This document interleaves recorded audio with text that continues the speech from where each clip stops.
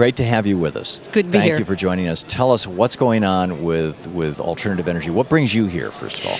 Well, the majority leader, Senator Reid, gave me a call and said that he knew that Washington State had really kind of dedicated itself to renewable energy by an initiative passed by the voters in 2006. And since that time, we've just been going gangbusters, seeing it as the economy of tomorrow for Washington State. Example, we set a goal in 2007 that we wanted to produce 25,000 green jobs by the year 2020. By last year, 3 years later, we had 100,000. Right. 4 times our goal and a decade early. Wow. So that... How? Well, example, when the voters said they wanted renewable energy, we didn't produce any wind power. We are now the 4th largest wind power producing state in the country. And it just has, investors have come. But it just didn't happen by magic. I mean, No, I'm guessing you had something to do with this. We put it as our priority. We've kind of identified where we think the economy of tomorrow is, and we think one of the major places for economic development is in the green economy.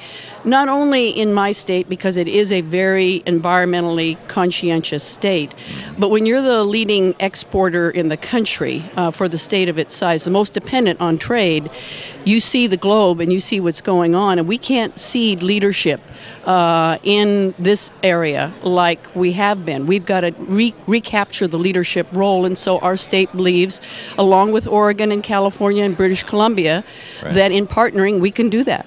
Well, you know, that giant dam on the Columbia that I visited a couple of times. I'm drawing a blank on the name of there, but you know what I'm talking about. Anyway. Yeah, you know, the Bonneville Dam. Bonneville and Bonneville Power, hydropower for us, obviously, is our greatest renewable resource. And renewable energy for people in the Pacific Northwest has always been but it's like moving at the next step, getting industry involved, getting the public sector involved, getting people excited about it. Particularly when gas is cheap compared to the rest of the world. I mean, you know, Europe, they're paying $7 to $12 a gallon for gas, and we're complaining about $4 a gallon. And I'm, you know, not suggesting that it should go higher, particularly with people in rural areas. But we need to develop alternatives. Right. So what's happening here at the National Clean Energy Summit that has you the most excited? You know, here's an opportunity for us to say, and I think Secretary Chu in his remarks this morning captured it. We're kind of all involved in the economic crisis of the day and asking ourselves, how are we going to get out of the economic doldrums that the country's in right now? How are we going to recover from the Great Recession? Right. We've got to keep our eye on the ball, and that's what Senator Reid is talking about. How do we make sure that while we deal with that crisis, we're also not taking our eye off what the future holds for us and continuing to invest, continuing to attract investors, and continuing to develop the technology of tomorrow. Again, not ceding leadership in this area to any other country, but maintaining our world leadership role. Right. We're talking with Governor Chris Gregoire of the governor of the great state of Washington. Boy, you could. I had to be here. We had to be here at 4:30 this morning to do the security sweep for the Secret Service, and it's just been downhill from there. My apologies. Wow. Anyhow, I think it's remarkable what you've been doing, and what you know.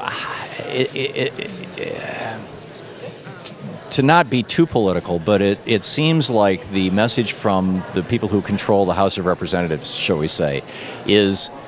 No, we are not going to do anything. You want to spend money, it ain't going to happen. And whether it's an investment or it's saving grandma's life, I mean, whatever. How do we just wait until 2013? Obviously this is something grassroots action. A lot that can be done in the states. I know, in 24 states that are controlled by Republican governors or legislatures, they've cut payrolls, they've cut taxes, and they've actually seen their GDP drop by 0.5 point on average. 25 states that have Democrats largely in charge have seen GDP increase by about 0.5 point. So there's some fact-based evidence out there, but it doesn't seem to be influencing anybody in Washington, at least in the House of Representatives.